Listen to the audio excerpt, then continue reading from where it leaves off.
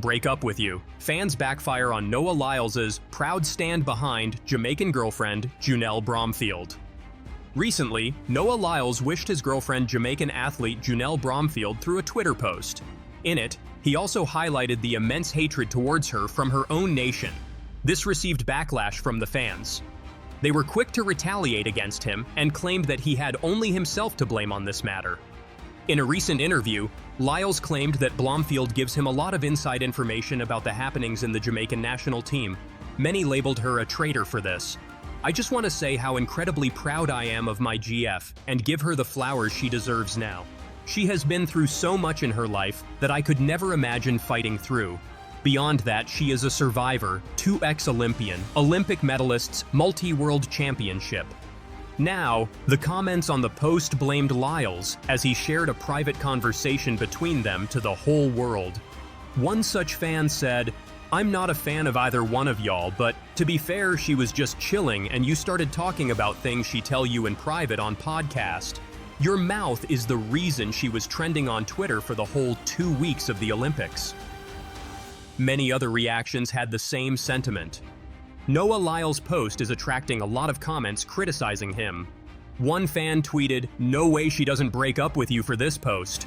Moreover, many fan feels that Junelle Bromfield should break up with Noah Lyles. This is because of him causing hate towards her with his comments. Another fan wrote that he should have wrote up an apology days before, which would have made the hate get a bit lesser. She wrote, "You could have sent this tweet ages ago with an apology. You literally made the country fall out with the girl cause you couldn't let private things she told you stay private, and you are the reason she's getting all these HATEs." Some fans talked about how he should be respectful of the private boundaries in his relationship. She said, "Maybe try respecting boundaries in your relationship and not revealing private and sensitive information she thought would be helpful to her boyfriend. The hate should be tripled and sent to you, not her." A reply to this agreed with it and said that she would never have gotten this much hate had it not been for him. They said, "No, literally, because he's making this tweet as if he wasn't the one who came back and talked. We wouldn't have known she was telling him stuff about her teammates if he didn't go on live and snitched." Every comment basically agreed with the fact that he should probably think before he speaks about anything.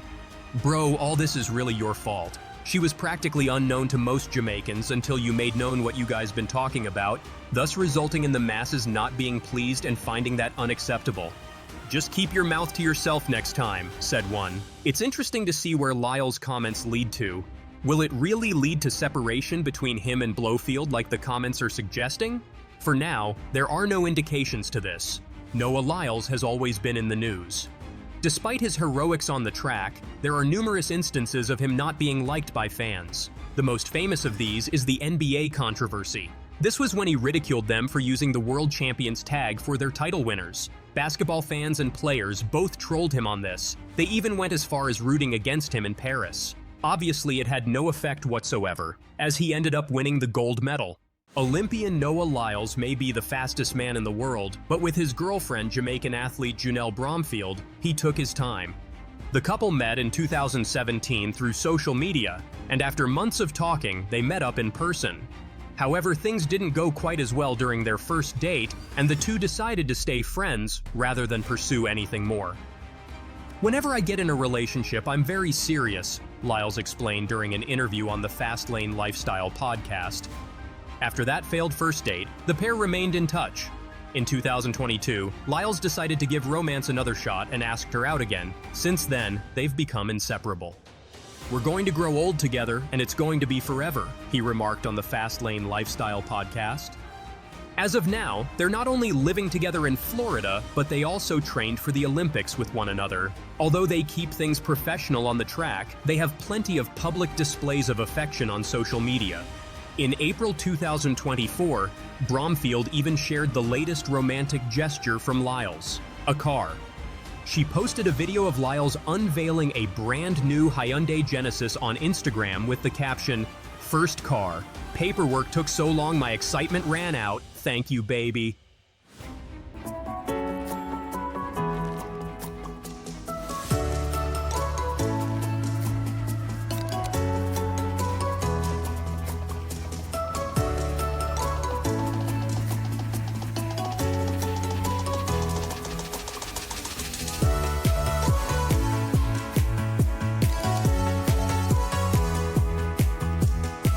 So who is Noah Lyles' girlfriend? Here's everything to know about Junelle Bromfield and her relationship with the World Championship winner. Bromfield was born on February 8, 1998 in Black River, Jamaica. Lyles has traveled with Bromfield to her hometown many times and has embraced her culture wholeheartedly. During a 2024 press conference, he wore a Jamaican-inspired Adidas kit, a fashion statement he credited to his girlfriend. He also expressed his own love of the country, telling reporters, "When you go to Jamaica, you're treated like a freaking rock star." Junelle Bromfield of Team Jamaica competes during the women's 400 meter Round 1 heats on Day 6 of the Birmingham 2022 Commonwealth Games at Alexander Stadium on August 3, 2022 in Birmingham, England. David Ramos Getty. Like Lyles, Bromfield is an Olympic-level track and field athlete with plenty of awards to her name. She's also a sprinter, while Lyles primarily competes in the 100 and 200 meters. Bromfield specializes in the 400, and during the 2020 Summer Olympics, she even won a bronze medal, just like her beau.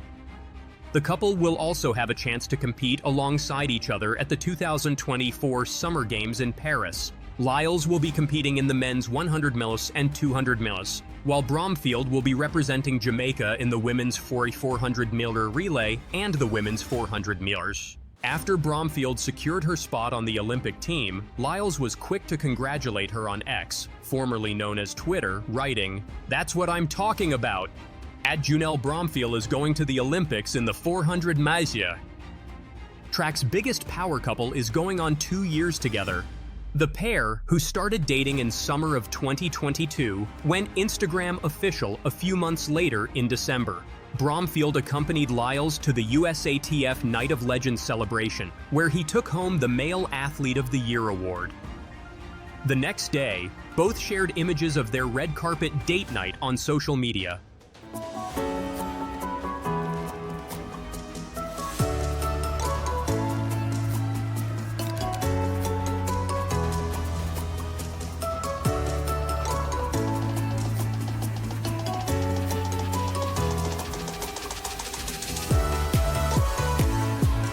In August 2023, Bromfield marked their first anniversary with a sweet message on Instagram. "Cheers to 7 years of friendship, 6 months of dating, 1 year of being your partner, and to forever loving you," she captioned the post. Prior to their 2022 romance, the two were friends for several years. During a joint interview on the Fast Lane Lifestyle podcast, the couple spoke candidly about their relationship, saying Bromfield initially reached out to Lyles via social media. "I slid in the DMs," she admitted, laughing.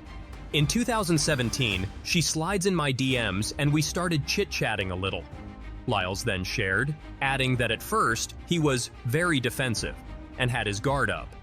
He went on to describe how their relationship unfolded over the next few months as they spoke more often and even played iPhone games together. The following year, they finally met up in person, but surprisingly, he said, they just didn't click on that first date. "It didn't click at all," Bromfield added with a laugh. "It was like, no, let's just be friends." They maintained a friendship and a flirtation for several years, and they didn't talk much while in other relationships. Eventually, in 2022, they reconnected when Lyles reached out to ask Bromfield if she wanted to get together and give it another shot.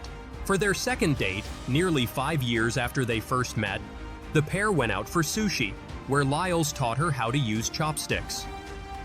Lyles has been extremely open about his own mental health, sharing his use of antidepressants in 2020 and the impact it had on his training. "Just because I'm struggling doesn't mean that I'm going to quit," the athlete told People. "I'm a human being. I'm not a superhero. I have feelings. I have emotions." I'm a fighter. That's how I made it this far. In fact, just because I'm struggling doesn't mean that I'm gonna quit. I'm very, adamant that I don't believe in really giving up or failing is not, not succeeding. It's when you have completely stopped and give it up and not give it your. Me and my brother have basically, he's about a year and 4 days younger than me, so there's not a day that I don't remember him being there. we've been together forever.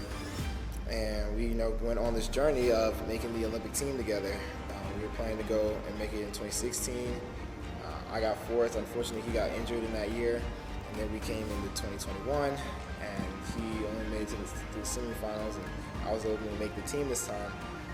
But especially with not being able to have family at the Olympics, it's been very hard.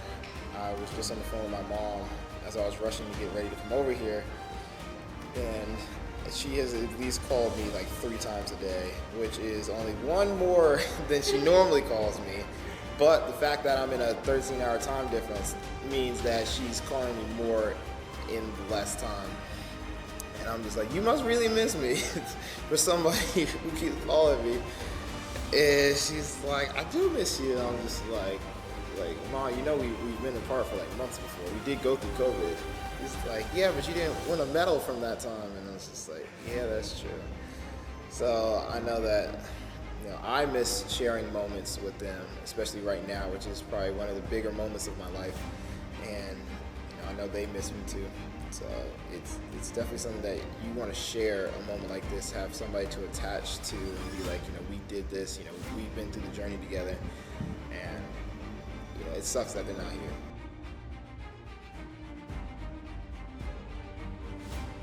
It definitely is a moment where a lot of people can look back and say, oh, these athletes actually have feelings. Because I've been very vocal of, I'm a human being. I'm not a superhero. I'm not, a mutant. I have feelings. I have emotions. Just because I go out there and run fast doesn't mean that I don't come home and hurt and, get tired and want to go have fun, stuff like that. A lot of people will see athletes as put them on this humongous pedestal because they think just because it's something that they can't do that it's something that nobody can do, and that's not the truth. In all actuality, we all have gifts and abilities, and it's just we found our ability and we honed and really worked at it. But anybody can do that. Finding your gift and honing it and putting all into it. You can do that, and of course sometimes some gifts are praised more than others, but that doesn't mean it's less important. His advocacy has had a major impact on his fans, as well as his girlfriend. I started therapy about 2 years ago because my boyfriend is big on therapy and felt I needed it, Bromfield said in an interview with The Inside Lane. It's been really helpful because I've been dealing with survivor's guilt, which was weighing on me.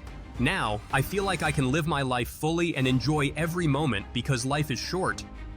Junelle, I saw what that meant to you, but I need you to tell us what that meant to you. Oh, gosh. Oh, my. Honestly, it means a lot because it feels as if a burden has lifted off my shoulder. Like for the past couple of years, it's been very hard mentally because I have a lot of loss in my family, and I'm just recovering and, running track with love again that I know I have for the sports because I've been doing it since I've been 8 years old. It's brought me so far, and I'm just grateful to be here. What's the one thing you're proud of yourself for executing in that race? Oh, God. In that race, I'm just proud that I ran my own race because I could have gone with the whole field, but I decided, you know what? I'm going to sit back and just wait for that 100-meter kick. And that is where I know I trust in myself because I'm from an 800 and 1500 background. So I'm like, if all those girls can finish strong, I can finish stronger. You've been experiencing a lot of loss in your family and you've been able to come out on the track and give us your all. That's incredible. I really hope that you're proud of yourself for that bit alone because that's not easy. No. That's not easy. What have you been doing in terms of self-care, in terms of looking after yourself and showing yourself love? Okay, so I started therapy like 2 years ago because my boyfriend is big on therapy and he felt as if I needed it too. And it honestly has helped a lot because I feel as if I've been suffering with survivor's guilt and it was basically laying on my shoulders. So now I'm like, I gotta live my life and just enjoy every moment of it because life is short. Oh, I want to big up my family. Like my sister took a bus all the way to Kingston to see me. Like last night, she couldn't even go back home because there wasn't any bus going to the country. I want to big up my boyfriend. I want to big up his mom because, you know, when I went to Florida, I wasn't driving, and she took me to training and back every day, and it was like 40 minutes. So that's a support that I'm extremely grateful for. Along with his influence on mental health care, Bromfield told the Inside Lane that her relationship with Lyles gave her a stronger support system. In particular, she opened up about her close bond with his family, specifically his mom, Keisha Kane. I want to give a big shout out to my boyfriend and his mom because when I went to Florida, I wasn't driving, and she took me to training and back every day, which was like 40 minutes, she said. That's a support that I'm extremely grateful for. At some point after the pair started dating, Bromfield moved to Florida to join a track and field training group. Instead of cohabiting with Lyles, though, she initially lived with his mom, she explained on the Fast Lane Lifestyle podcast. His mom was like, "You can't live by yourself, you've got to come and live with us." So I lived there, and she took me to practice every single morning and picked me up, she said. She now lives with me, Lyles added. My sister, my mom, my pops, they were heartbroken. Although the two Olympic sprinters are in the same training group now, they keep their romantic life and their running life separate. Even before we started dating, we had a very good balance, Lyles told Fast Lane Lifestyle podcast. We'd show up to quite a few track meets that we were both at, and we weren't dating at the time. But nobody would know that we knew each other, he said. We had our own mindset and our own headspace. Their relationship may have changed, but that boundary has remained the same. She won't even let me call her baby at practice, he said. Off the track, they unwind in a playful way. We love to dance, and we love to dance together, Lyles said. That's one of our main hobbies. He's even shared some of their dance moves on social media.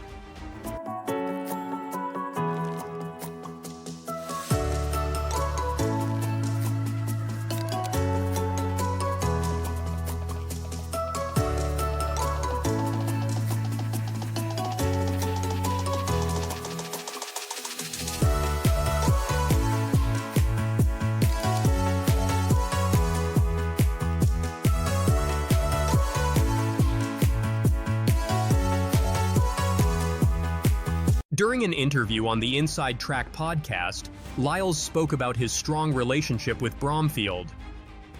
It has taught me a lot of patience, and I believe this is my best relationship ever, he said.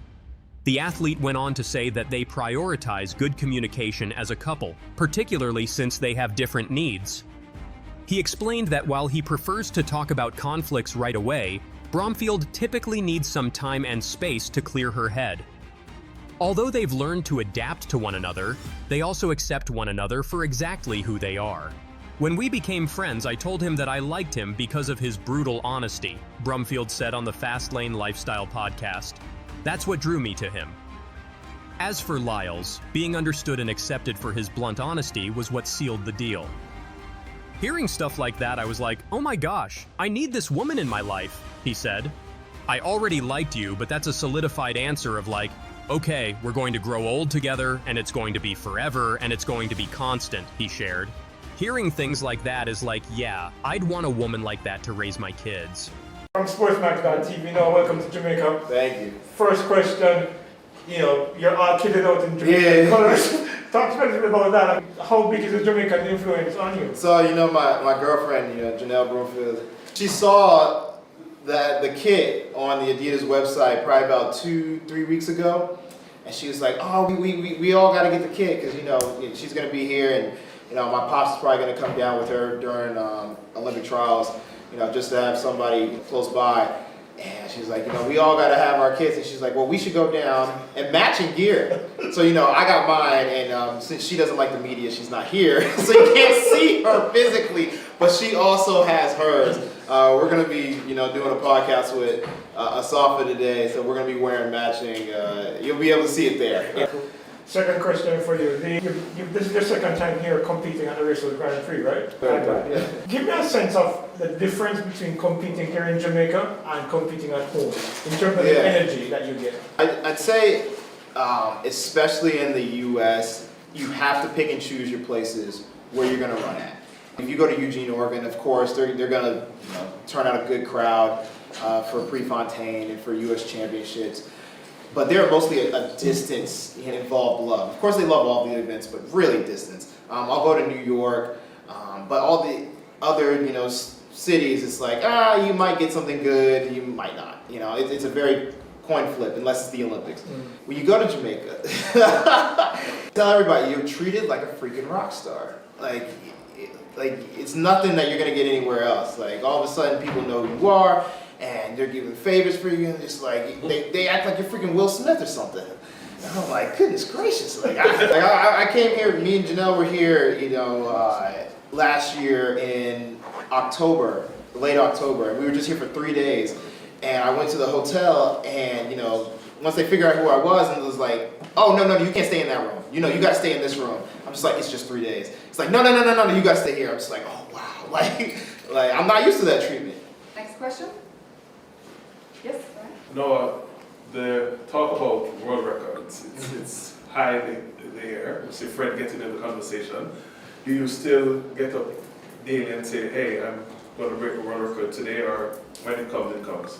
Every day it's in the back of my mind. Every day I train as if I'm getting closer and closer. Because every year I get closer and closer. Especially this year, we've made a lot of headway in our 100-meter training. And I'm very eager to show everybody how much headway we've made on Saturday, because it's been consistent. It's one thing when you get it once or twice in practice, but we've been seeing it happen week after week, run after run, and I believe that the 150 proved that we've been making progress on both ends, on the 200 side and on the 100 side. And of course, the world record is always going to be in the back of my mind, but Olympic golds are golds, and nobody can take those away from you. Follow up to that, which one of them would you say would be easier? Easier? One or the two? The 200 is definitely going to be easier. I have a firm on the 200 meters right now. And I'd say I'm kind of just letting everybody play their cards for now, and I'll play one of my spades at New York, but I'll definitely play some jokers, big and small, at after the Olympic trials and during the Olympic trials, and then of course for the Olympics. Last one for me. You're running at the races Bromfield in Usain's backyard. Yeah. How special would it be to put on a special time in the National Stadium? As I was going through the hallways last year, they're walking us through the tunnels and the back alleyways, and I've done that tons of times for brand new stadiums and Oregon and New York. But as I was going through there, I was like, oh wow, Usain Bolt has come through this tunnel. Johan Blake has come through this tunnel. Asafa Powell, Nesta Carter, and they've dropped crazy times on this track. It's like, all right, I want to add my name to that list. And I've done it in the 200. It's like, okay, now I want to do it in the 100. I want to prove that, I'm a doubler. I got the championships for it. I want to continue that reign. Tell me how are you feeling both as a person and regarding the competition you'll face tomorrow, and what is the expectation from you as well? Yeah, I'm feeling very good, very joyous. I'm blessed and highly favored, as I've been telling a lot of people. I'm blessed because I'm not, depressed, I'd say. That helps a lot when you're going out and training. And then, I'm highly favored because everywhere I go, I feel that, God is just constantly, rolling out a red carpet. Not to say that it's all sunshines and rainbows and flowers, but it's been very joyful to be able to do what I love and still consistently see improvement each year, and especially the improvements we've been seeing this year. And how do you feel about the competition? I'm very excited. We were practicing this morning. I'm just, doing block practices, and my training partner beating me a little bit, but I still can't stop smiling. I know tomorrow is going to be a magical day. With or without no records, just one more. With or without the records, are you looking to set a mark tomorrow? What's the stadium record? 75. 75? Let's go with that.